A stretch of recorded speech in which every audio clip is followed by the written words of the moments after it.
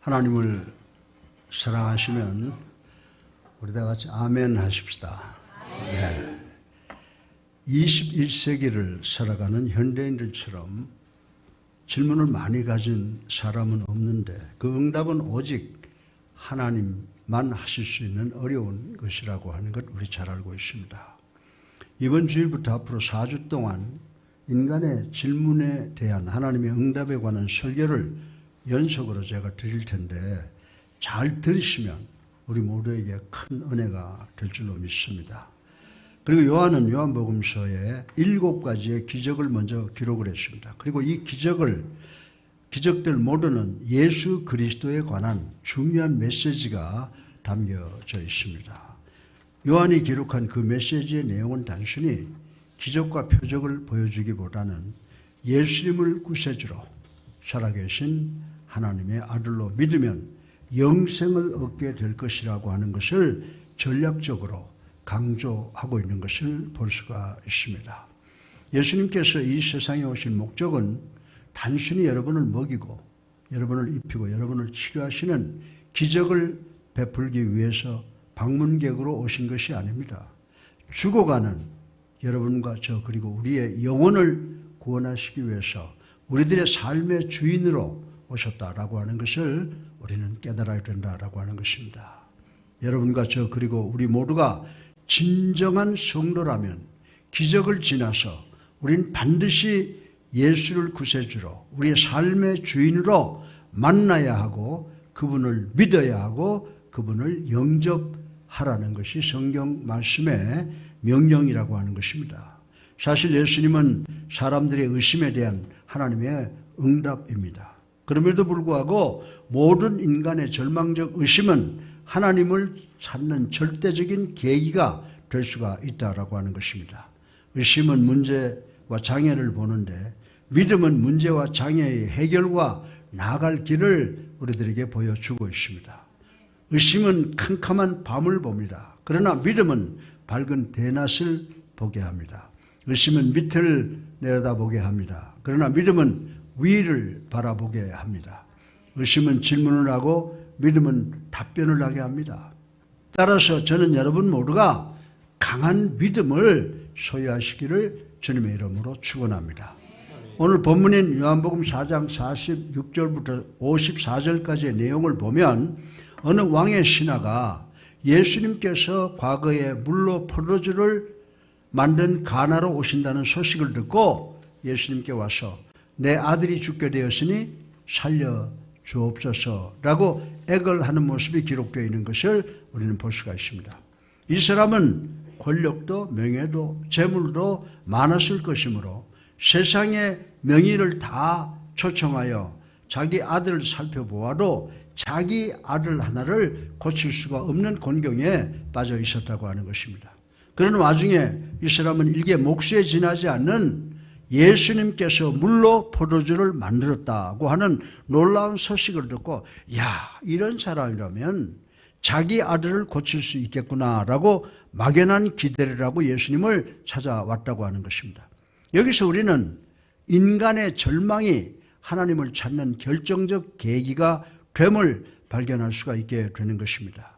그때 예수님께서 이 왕의 신하의 마음을 이미 아시고 그에게 너희는 표적과 기사를 보지 못했으면 믿지 아니하리라고 나무래신 사건을 우리는 볼 수가 있습니다.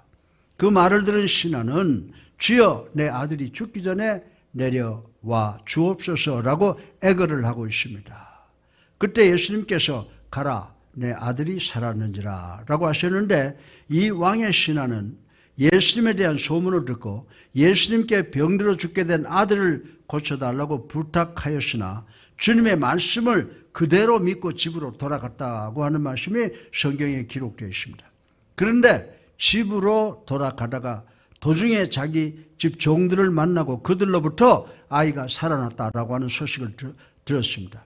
그때 그가 언제냐고 물었는데 어제 7시경에 열이 떨어졌다라고 하는 말을 해주었습니다. 그 시간이 바로 예수님께서 자기에게 내 아들이 살아났다라고 말씀하신 그때인 줄 알고 그 온 집이 다 믿었다고 성경에 기록해 놓은 말씀을 우리는 읽어볼 수가 있습니다.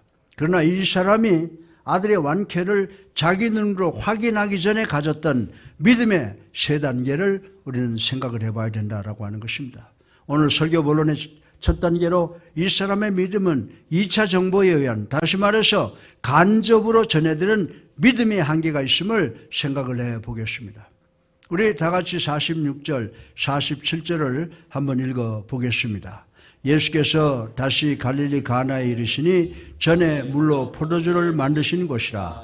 왕의 신하가 있어 그 아들이 가버나움에서 병들었더니 그가 예수께서 유다로부터 갈릴리에 오심을 듣고 가서 청하되 내려오셔서 내 아들의 병을 고쳐주소서. 아멘.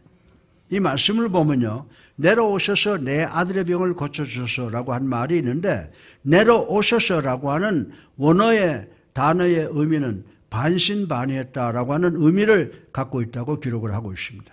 그러면 이 사람이 왜 반신반의했습니까? 이 사람은 예수님께서 물로 포도주를 만드는 대단한 기적을 베푸셨다는 소식을 남에게 전해들었다는 2차 정보를 얻었다는 것입니다. 그리고 처음에 이 사람이라면 내 아들을 고칠 수 있을 것이다 라고 확신하는 것이 아니고 막연하게 기대를 했다라고 하는 것입니다. 그런데 일반적으로 문제는 second hand information, 즉 2차 정보, 간접적으로 전해드린 정보는 확실한 믿음을 유발시키지를 못한다는 것입니다. 따라서 여러분들은 여러분의 부모님의 믿음이나 아내와 남편, 형제와 친구의 믿음으로, 그리고 여러분의 목사의 믿음으로 구원받아 천국에 들어갈 수 없다는 것이라고 하는 사실을 알아야 된다라고 하는 것입니다. 우리 사도행전적 교회인 그리스도의 교회의 믿음은 체험적 믿음, 즉 자기가 직접 예수님을 만나고 예수님의 말씀을 듣고 예수님을 본바를 믿는 것을 기초로 해서 시작이 된다라고 하는 것입니다. 마태복음 16장 13절 이하에 보면 어느 날 예수님께서 제자들에게 야, 세상이 나를 뭐라고 하더냐라고 물으셨습니다. 제자들은 더러는 엘리야, 더러는 세례 요한, 더러는 에레미야, 나 선지자 중에 하나라고 합디다. 제자들은 그 당시에 사람들의 일반적인 견해를 예수님께 전해드렸습니다. 이러한 대답이 바로 2차 정보, 즉 간접적으로 들은 정보가 된다고 말씀을 드릴 수가 있습니다. 그때 예수님께서 제자들에게 뭐라고 말합니까? 야, 너희들은 나와 먹고 자고 내 말을 듣고 또 내가 베푸는 기적과 표적을 다 본 너희들은 나를 누구라 하느냐라고 직접 물으신 사건이 기록되어 있습니다. 그러면 저도 지금 여러분에게 한 가지 질문하겠습니다. 여러분은 예수 그리스도가 누구신지 아십니까? 아멘. 여러분의 믿음은 여러분이 예수님을 직접 만나 예수님의 말씀을 직접 듣고 예수님의 말씀을 체험하신 1차적 정보입니까? 아멘. 간접적으로 전해드린 2차 정보는 아니죠. 본문의 주인공인 이 사람이 가지고 있는 믿음은 남에게 전해드린 간접 믿음이라는 문제를 갖고 있습니다. 그리고 이 사람의 믿음은 또 하나의 문제가 있습니다. 그것은 표적을 혹은 기사만을 요구하는 믿음이었다라고 하는 것입니다. 그런데 48절에 보면 예수께서 가라사대 너희는 표적과 기적을 보지 못하면 도무지 믿지 아니하리라고 이 사람의 잘못된 믿음을 지적해 주신 것을 볼 수가 있습니다. 예수님께서 사탄과 간음하는 자들이 표적과 기적 보기를 원한다고 책망하셨습니다. 이 당시 사람들은 하늘나라의 표적과 기적을 보여주시면 우리가 믿겠나이다 라고 하는 태도를 갖고 있었습니다. 그 예 하나로 이 당시의 사람들은 예수님께서 십자가에 달려 계실 때도 십자가에서 내려와 당신이 하나님의 아들인 표적을, 기적을 보여주시오. 그러면 우리가 당신을 믿겠소라고 한 사실을 우린 잘 알고 있는 것입니다. 여러분도 이런 부류에 속합니까? 확실한 기적을 보여주시면 믿겠습니다. 보는 것으로 믿는 것 아닙니까? 라고 하시는 분이 계십니까? 보는 것은 보는 것이지 절대로 믿음이 아니라고 하는 사실을 우리는 깨달아야 된다라고 하는 것입니다. 많은 믿는 사람들도 하나님께서 기사와 표적을 보여주시면 믿어도 좋겠다라고 생각하는 분들이 계십니다. 그러나 여러분들은 기적을 논할 때마다 대단히 조심해야 된다라고 하는 것입니다. 기적은 선교나 전도하는 데는 대단히 필요한 좋은 도구가 되는 경우도 없지 않아 있습니다. 근데 요한복음 2장 23절에 보면요, 6월절에 예수께서 예루살렘에 계시니 많은 사람이 그 행하시는 표적을 보고 그 이름을 믿었으나라고 했습니다. 예수님께서 베푸시는 기적을 보고 수많은 군중이 예수님을 따랐다라고 하는 말씀입니다. 그러나 24절을 계속해서 보면 예수는 그 몸을 저에게 의탁하지 아니하셨으니 이는 친히 모든 사람을 다 아시며라고 기록을 했습니다. 예수님께서 베푼 기적을 본 군중은 예수님을 믿었으나 예수님께서는 그 군중을 믿지 않으셨다는 것입니다. 그러면 왜 예수님께서 군중을 믿지 않으셨습니까? 예수님께서 그 당시 사람들의 심정을 꿰뚫어 보고 있었기 때문입니다. 이 군중들은 예수님께서 자신들을 위한 구세주와 살아계신 하나님의 아들이기 때문에 다른 것이 아니었다라고 하는 것을 예수님께서는 아셨다고 하는 것입니다. 이들은 예수님께서 포도주가 떨어진 잔치집에 물로 포도주를 만들어 주심으로 그 잔치집을 수모와 낭패에서 구하여 주시는 놀라운 기적을 베푸시는 것을 보았기 때문입니다. 그리고 배고파하는 5천여 명을 보리떡 5덩어리와 물고기 2마리로 배불리 먹이고 12강주리가 남는 놀라운 기적을 베푸는 것을 보았기 때문입니다. 그 놀라운 기적과 이적을 본 수많은 군중들은 흥분과 감격으로 예수 그리스도의 뒤를 따랐다라고 하는 것입니다. 그러나 예수님께서 원한 양식과 음료인 예수 그리스도의 살을 먹고 피를 마시라고 할 때, 예수 그리스도를 믿고 받아들이라고 할 때 예수님을 따랐던 수많은 군중들은 예수님을 버리고 다 떠나가 버렸다고 하는 것입니다. 그때 예수님께서는 이미 군중의 심성을 이해하시고 계셨지만 하도 어이가 없어서 당신의 제자들을 보고 모든 것을 보고 들은 너희들도 나를 떠나려 하느냐라고 물으셨던 것입니다. 그러면 이 군중들이 소유하고 있는 가장 큰 문제는 무엇입니까? 이들이 소유하고 있는 문제는 체험이 없는 간접적 믿음이었다고 하는 것입니다. 이제 말세가 되면 될수록 표적과 이적을 원하는 간접적 믿음이 기승을 부리게 된다고 성경은 우리에게 이야기를 해주고 있습니다. 그렇다고 해서 표적과 이적이 반드시 잘못된 것만은 아니다라고 하는 것입니다. 왜냐하면 신약 성경에 예수님께서도 많은 기적과 표적을 행하셨는데 예수님은 하나님이시기에 말씀도 하시고 표적과 기적을 행하실 수가 있었던 것입니다.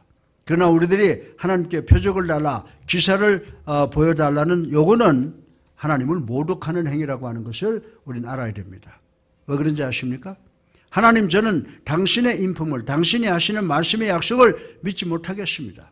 그러니 말씀 속에서 약속하신 그 모든 것을 입증해 주세요 라고 하는 것이기 때문입니다. 만약에 우리 장로님들 중에 한 분이 아들을 위해서 5천만 원 은행에 입금을 시켜놓고 아들을 불러서, 아들아, 내가 너를 위해서 5천만 원 은행에 입금시켜 놓았으니 내가 대학에 들어갈 때 찾아 써라라고 했습니다. 그때 아들이, 아빠 대단히 감사한데 내가 아빠가 은행에 5천만 원을 예금시켰는지 그 사실을 어떻게 믿을 수가 있어? 라고 묻는다고 가정을 한번 해보시길 바랍니다. 그러면 그 아버지는, 야 이놈아, 아빠 말을 믿어야지 라고 합니다. 그때 아들은, 아빠 나에게 그 은행 통장 좀 보여줄 수가 있어? 라고 물었다고 가정을 한번 해보십시다. 아들의 이런 행위는, 아버지 나는 내 아버지가 내 아버지라고 해도 믿을 수가 없다라고 하므로 아버지를 모독하고도 남음이 있다는 것을 우리는 이해할 수가 있습니다. 사랑하는 성도 여러분, 따라서 표적과 기사를 보여달라는 믿음을 만약 우리가 가졌다면 저는 당신의 말씀만 가지고 하나님이 나의 하나님을 믿을 수가 없습니다. 저는 당신이 하나님이라도 당신의 말씀을 뒷받침할 표적과 증거를 보아야만 되겠습니다 라고 하는 것과 같은 처사라고 말씀을 드릴 수가 있는 것입니다. 사실 성경에 보면요, 예수 그리스도의 부활시 도마를 제외한 예수님의 제자들은 예수님의 부활을 믿고 흥분했다라고 하는 것입니다. 그러나 도마만은 내가 예수 그리스도의 손과 발과 옆구리에 못자국과 장자국을 손으로 만져보지 않고는 믿을 수가 없다고 시큰둥했던 것을 우리는 알 수가 있습니다. 결국은 예수 그리스도의 손과 발과 옆구리에 상처를 손가락을 넣어서 확인을 하고 You are God and you are my Lord 당신은 나의 하나님이요 나의 주님이십니다라고 무릎을 꿇고 고백했던 것을 우리는 알 수가 있습니다. 그런데 우리 주님께서 뭐라고 말씀하셨어요? 우리 주님께서 요한복음 20장 29절을 통해서 너는 나를 본 거로 믿느냐? 보지 못하고 믿는 자들은 복이 되도다라고 나무라신 사건을 우리는 기억을 할 수가 있는 것입니다. 여러분들이 이 말씀을 이해하고 믿는 것은 여러분의 영혼을 살리는 길인 줄로 믿으시기 바랍니다. 본문의 이 왕의 신하의 믿음도 처음에는 간접적으로 들은 것이었고 표적과 증거를 요구하는 연약한 믿음이었다라고 하는 것을 우린 잘 알고 있습니다. 만약에 이 자리에 계시는 여러분과 우리들이 하나님께 표적과 증거를 요구하면 여러분과 저 그리고 우리 모두가 다 하나님을 모독하는 것이라고 저는 말씀을 드리고 싶은 것입니다. 그것보다 더 무서운 것은 적 그리스도의 유혹에 빠져 지옥에 갈 위험이 있다는 사실을 우리는 깨달아야 된다라고 하는 것입니다. 우리 다 같이 데살로니가후서 2장 9절을 한번 읽어보겠습니다. 시작. 악한 자의 임함은 사탄의 역사를 따라 모든 능력과 표적과 거짓 기적과 불의의 모든 속임으로 멸망하는 자들에게 임하나니. 아멘이죠? 예. 이 말씀의 의미는 말세에 악한 자가 나타나서 사단의 역사로 우리가 보고 싶어하는 모든 능력과 표적과 거짓 기적을 보여줄 수 있다는 것입니다. 그런데 이 사탄은 하나님의 나라가 시작되기 전 말세에 마지막으로 이 세상을 차지한다고 성경이 기록을 하고 있습니다. 현재 이 사탄이 우리들의 삶 속에 살면서 온갖 표적과 증거와 기적을 베풀면서 우리로 하여금 자기와 함께 지옥에 동행해 줄 것을 유혹하고 있다는 사실을 우리는 깨달아야 된다라고 하는 것입니다. 요즘에 우리 주변에 용한 기도원이 생겨 표적과 기적을 일으킨다고 날뛰는 무리들이 많은데 우리는 이런 무리를 대단히 조심을 해야 된다라고 하는 것입니다. 여러분이 문제가 생기면 교회를 비워두고 기도원이나 집회 가는데 그렇게 하면 안 된다고 저는 말씀을 드리고 싶은 것입니다. 여러분이 가정에 문제가 있으면 어떻게 해야 돼요? 집을 지켜야 되는 것이라고 저는 생각합니다. 집을 비워두면 도적들이 들어와서 여러분의 집을 다 털어가게 엉망이 되게 할 것입니다. 여러분이 집을 나서서 들로 산으로 바다로 갈 때는 집이 편안하고 튼튼하고 좋을 때라고 하는 것입니다. 마찬가지로 말세의 교회가 사탄의 공격을 받는 요즘 여러분은 기도원 혹은 집회에 가면 안 된다라고 하는 것입니다. 여러분의 기도의 처소인 교회를 비우지 말고 교회에 오셔서 여러분의 교회에서 목사와 성도가 함께 기도로서 원수 사탄과 싸워야 된다라고 하는 것입니다. 교회의 성도와 목사를 떠나서 오히려 적진에 가서 진짜인지 가짜인지도 모르는 무속에 가까운 사람들에게 축복해달라고 자신의 머리통을 디민다라고 하는 것이 얼마나 위험천만한 일입니까? 네. 여러분들 요한계시록 13장 13절로 14절을 보면요. 큰 이적을 행하다 심지어 사람들 앞에 불이 하늘로부터 땅에 내려오게 하고 짐승 앞에서 받은 바 이적을 행함으로 땅에 거하는 자들에게 이르기를 칼에 상하였다가 살아난 짐승을 위하여 우상을 만들라 하였더라 하는 말씀이 있습니다. 사랑하는 성도 여러분, 이 말씀의 의미가 무엇인지 아십니까? 사탄도 바로 여러분이 보고 싶어하는 이런 표적과 이적을 일으킬 수 있다는 사실을 우리는 깨달아야 된다고 하는 것입니다. 따라서 여러분은 여러분의 구원을 위해서 하나님의 말씀을 따라가겠습니까? 아니면 기적과 표적을 따라가겠습니까? 여러분이 어느 날 세상적으로 영적으로 수많은 회의와 갈등과 어려움이 있어서 들에 나가서 산에 가서 하늘을 향해서 손을 쳐들고 외칩니다. 하나님, 제가 정말 구원받은 것입니까? 천국에 있습니까? 당신이 살아계시기나 하십니까? 그런데 제가 왜 이렇게 걱정과 근심과 회의와 갈등 속에 고통 속에서 살아야 됩니까? 당신이 전전능하시다면 증거를 좀 보여주세요. 당신이 살아계시나 합니까? 이적을 보여주세요. 당신이 나와 함께 하신다는 표적을 보여주세요라고 외친다고 가정을 한번 해보십시다. 그런데 갑자기 먹구름이 모이고 천둥 번개가 쾅쾅 칩니다. 그래서 여러분, 하나님, 당신이 살아계시는군요. 당신이 제 질문에 대해 대답해 주시는군요. 감사합니다라고 감격해하는 사람들이 있습니다. 그리고 하나님께서 살아계시고 나와 함께 계시고 나는 구원받았다라고 확신을 갖습니다. 그런데 마지막 심판의 날이 되었습니다. 여러분은 주님 앞에 자신 있게 섰습니다.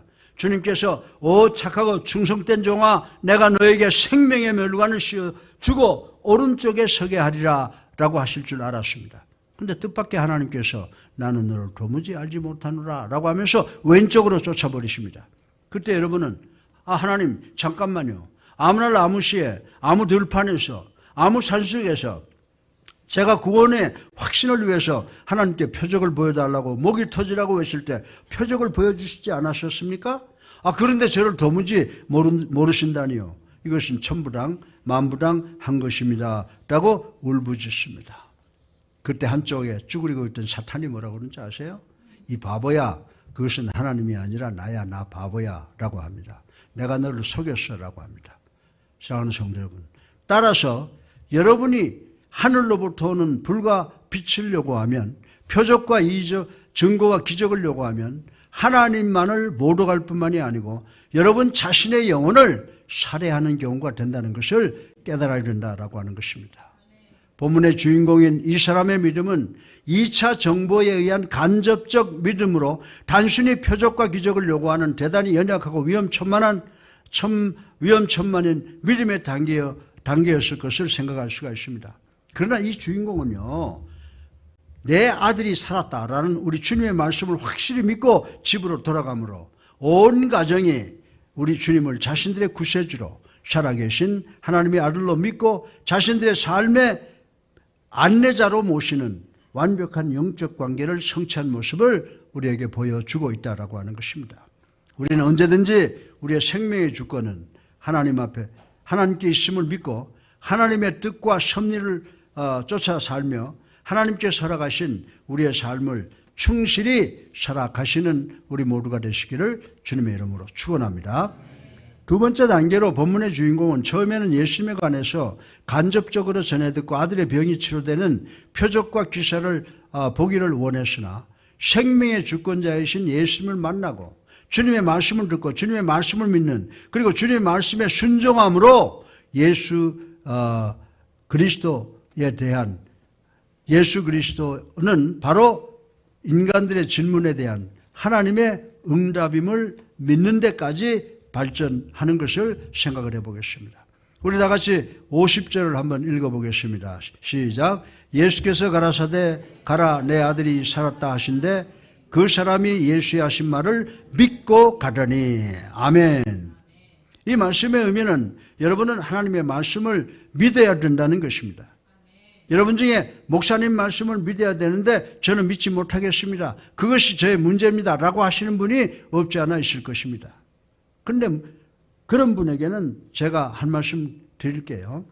여러분이 하나님의 말씀을 믿지 못하는 것은 여러분의 지적 문제가 아니라고 하는 것입니다. 여러분은 도덕적 문제를 가지고 있습니다. 여러분의 문제는 머리에 있는 것이 아니라 마음에 있다라고 하는 것입니다. 성경은 우리들이 믿지 못하는 사탄의 마음을 갖고 있기 때문이라고 지적을 하고 있습니다. 여러분이 시편 14편 1절 상반절에 보면요, 어리석은 자는 그의 마음에 이르기를 하나님이 없다 하느니라 라고 지적을 해놓고 있습니다.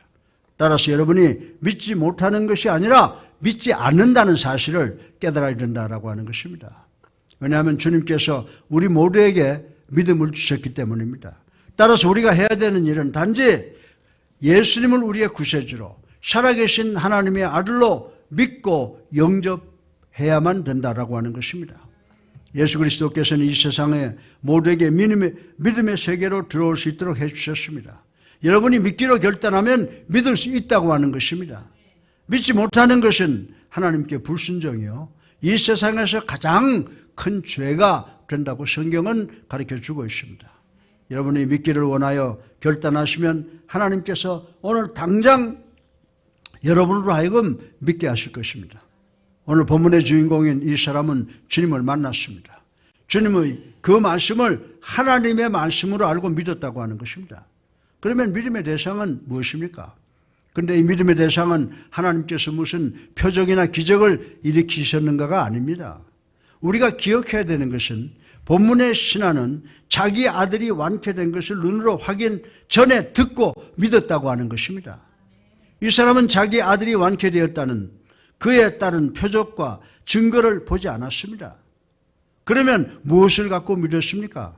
이 사람은 예수 그리스도의 말씀을 하나님이 주시는 말씀으로 듣고 믿었다는 사실을 우리는 깨달아야 되는 줄로 믿으시기 바랍니다.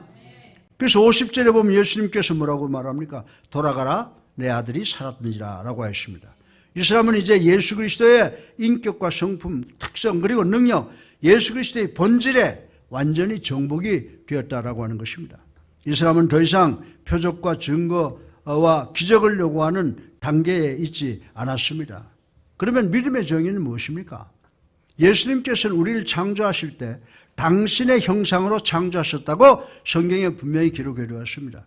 따라서 하나님께서는 우리의 눈은 빛에, 우리의 귀는 소리에 반응하도록 만드신 것을 우리는 잘 알고 있습니다.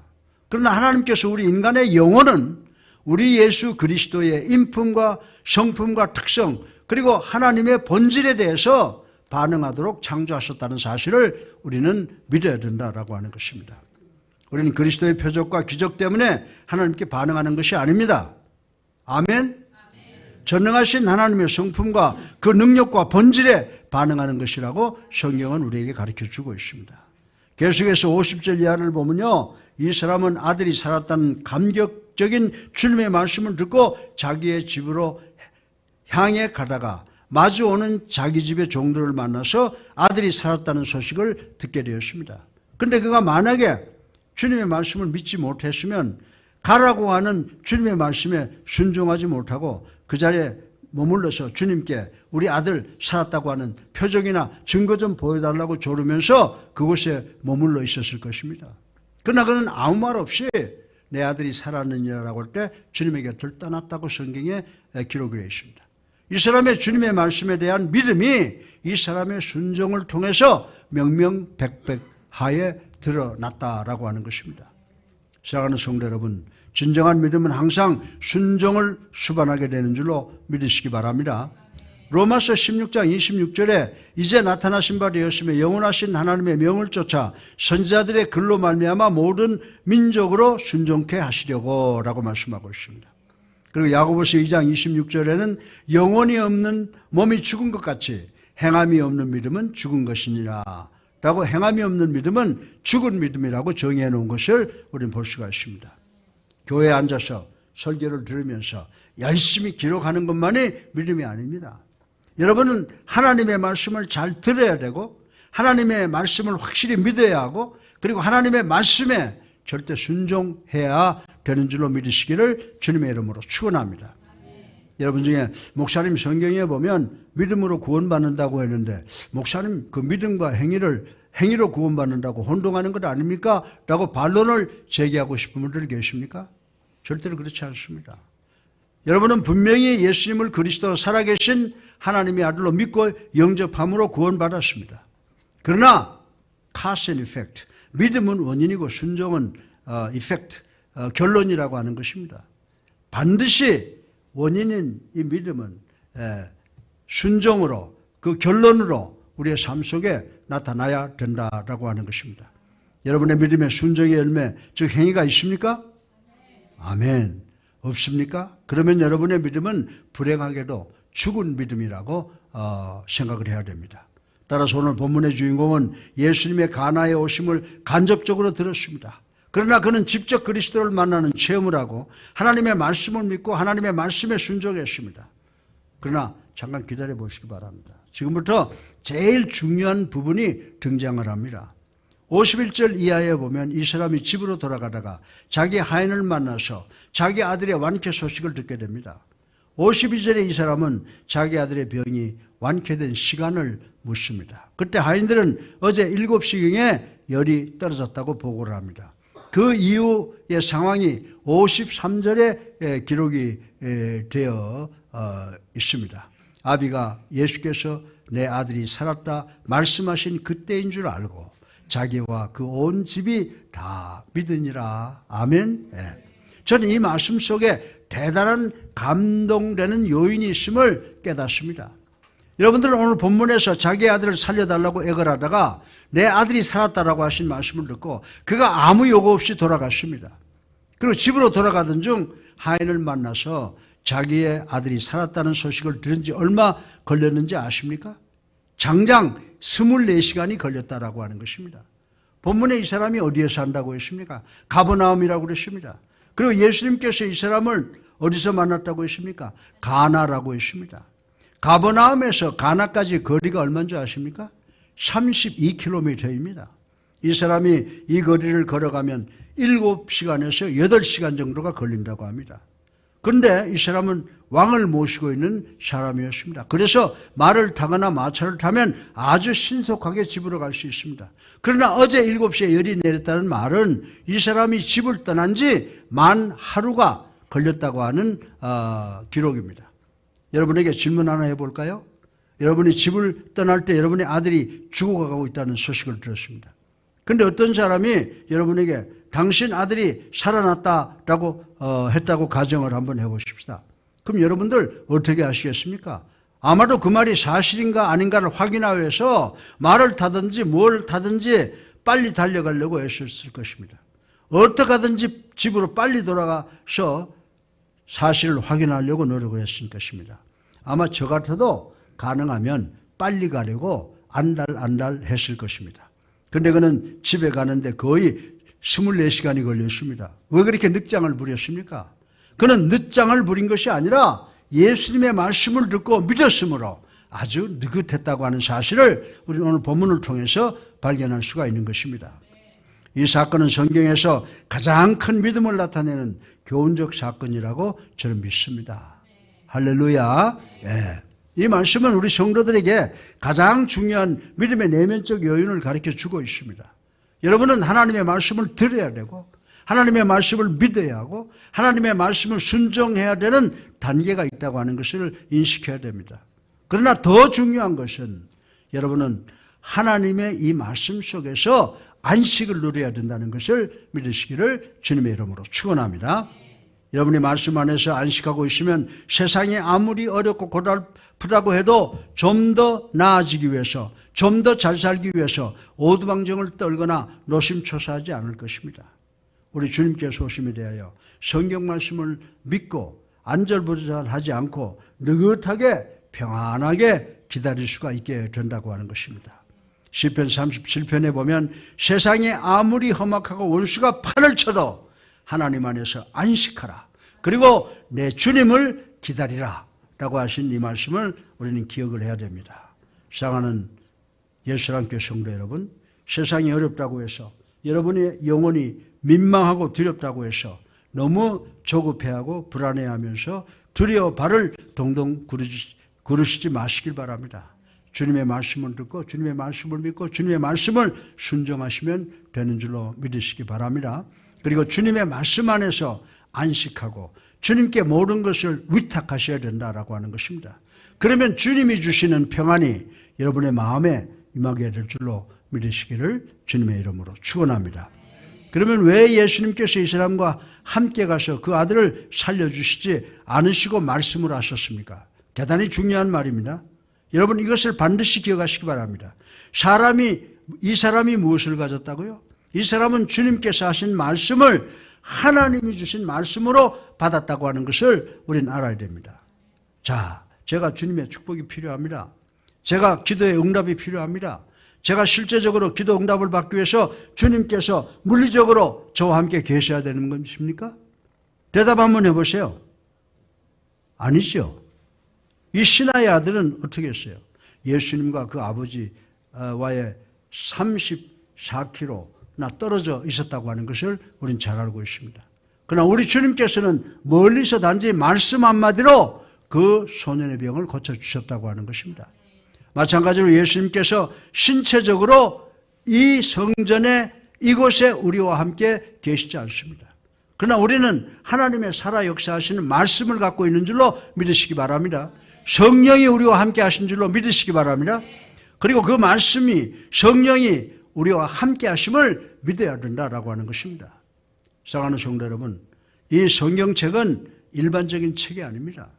하나님의 말씀이 하나님의 감동으로 기록되어 있는 것입니다. 하나님께서 여기 계시든 안 계시든지 간에 관계없이 주님의 말씀을 우리 하나님께서 주신 말씀으로 믿으면 되는 것입니다. 주님께서 말씀으로 여러분과 나를 포함한 우리를 인도하시고 말씀으로 우리를 도우시고 말씀으로 우리를 보호하시고 말씀으로 우리를 치료하시고 말씀으로 우리를 축복하신다고 분명히 말씀하셨습니다. 따라서 내가 서재에서 성경을 보고 있으면 주님께서 내 서재에 계시는 줄로 믿으시기 바랍니다. 제가 여행을 하는데 어떻게 이렇게 여행을 잘하느냐 그러는데요. 제가 비행기를 타고 있으면 그리고 성경을 읽으면 주님께서 저와 함께 비행하고 있는 것인 줄로 저는 확실히 믿습니다. 따라서 여러분이 성경과 더불어 산다면 주님께서 여러분의 삶 속에서 계신다는 것을 믿는 여러분 되시기를 주님의 이름으로 축원합니다. 여러분 중에 우리 목사님 성경 섬기는 새로운 교회 교주가 되셨나? 라고 생각하는 분이 계실 것입니다. 그러나 제가 말씀드리는 것은 단지 책을 이야기하는 것이 아닙니다. 제 뜻은 제가 성경을 열고 읽게 되면 하나님께서 그 말씀을 통해서 말씀하시고 말씀 속의 약속을 내 삶에서 성취시킨다는 것을 믿는 것입니다. 다시 말해서 성령이 하나님의 말씀을 통해서 우리와 함께 계시다는 것을 느끼게 된다라고 하는 것입니다. 따라서 우리 모두는 성경을 열고 하나님의 말씀을 읽고 들으셔야 되고 하나님의 말씀을 믿으시고 하나님의 말씀에 절대 순종하시는 단계로 발전하시기를 주님의 이름으로 축원합니다. 더 나아가서 하나님의 말씀은 우리의 문제를 책임지신다는 보증세임을 믿으시고 주님이 주시는 즉 하나님의 말씀 안에서 영원한 안식을 누리는 우리 성도님들 되시기를 주님의 이름으로 축원합니다. 셋째로 마지막으로 이 왕의 신하가 2차 정보, 간접 정보를 믿는 아주 초보적 믿음으로 믿음의 목적 완성을 성취함으로 예수 그리스도의 말씀에 순종하여 예수님만이 자신의 구원자라는 말씀 안에서 영원히 안식하는 놀라운 사건을 생각해 보겠습니다. 우리 다 같이 53절부터 54절을 읽어보겠습니다. 시작. 우리 아버지가 예수께서 내 아들이 살아있다 하신 말씀이신 그런 줄 알고 기와 불쌍히 다니느니라. 아멘. 여러분 중에 목사님 이 사람이 아들이 낳은 것을 확인하기 전에 믿었다고 했는데 종들로부터 아들이 살아났다는 소식을 듣고 여기서 믿었네요 라고 반론을 제기하시고 싶은 분이 계시죠. 50절에 보면요 내 아들이 살아났다 하신데 그 사람이 예수의 말씀을 믿고 가더니 라고 기록이 되어 있습니다. 그러나 53절에는 그와 온 가족이 다 믿었더라 라고 있습니다. 그러면 이 사람이 언제 믿었습니까? 대단히 중요한 교훈이 여기에 기록되어 있다는 것을 우리는 알아야 됩니다. 50절에서는 단순히 자신의 아들의 신체적 치료를 믿었습니다. 그러나 53절에 와서 더 중요한 사건, 놀라운 사건을 볼 수가 있습니다. 아들의 신체적 치료만 믿는 것이 아니라 53절에 와서는 아들의 영혼의 구원까지 확실히 믿게 된 단계까지 발전했다는 사실을 우리는 깨달아야 된다라고 하는 것입니다. 이제 이 사람의 신앙 단계는 단순히 표적과 기적만을 믿는 것이 아니라 예수님을 자신의 구세주로 살아계신 하나님의 아들로 즉 성자 하나님으로 예수를 믿게 된 것을 인식하시기를 주님의 이름으로 축원합니다. 사도행전 16장 31절에 바울이 외친 것 같이 이 사람이 집에 가서 아내와 자녀들과 그의 모든 가족들에게 내가 메시아를 만났다. 그 메시아를 믿어라. 그래야면 우리 모두와 우리 집이 구원을 받게 될 것이다 라고 감격의 소리를 외쳤던 것을 이 집안에서 볼 수가 있는 것입니다. 이 사람이 외친 의미가 무엇입니까? 예수님께서 이 소년을 살리셨지만 늙어서 다 죽었을 것입니다. 예수님은 이 세상의 모든 환자를 치료하시지도 살리시지도 않으셨습니다. 그러나 이 세상에 사는 사람들은 누구든지 예수를 믿으면 모두 구원받는 줄로 믿으시기 바랍니다. 요한복음 3장 16절에 뭐라고 하셨어요? 하나님이 세상을 이처럼 사랑하사 누구든지 저를 믿으면 멸망치 않고 구원을 얻으리라. 아멘. 따라서 예수 그리스도께서 이 세상에 위대한 스승으로만 치료자로만 오신 것이 아니라 잃어버린 우리의 영혼을 구원하시는 구원자로 오셨음을 믿으시고 우리 모두 하나님의 말씀을 온 세상에 전파하셔서 생명을 얻되 풍성하게 얻으시는 단계까지 오르시는 여러분 모두가 되시기를 주님의 이름으로 축원합니다. 사랑하는 성도 여러분, 오늘 설교 말씀의 결론입니다. 첫 번째 단계로 우리는 2차 정보나 기적적 표적을 믿으시기 바랍니다.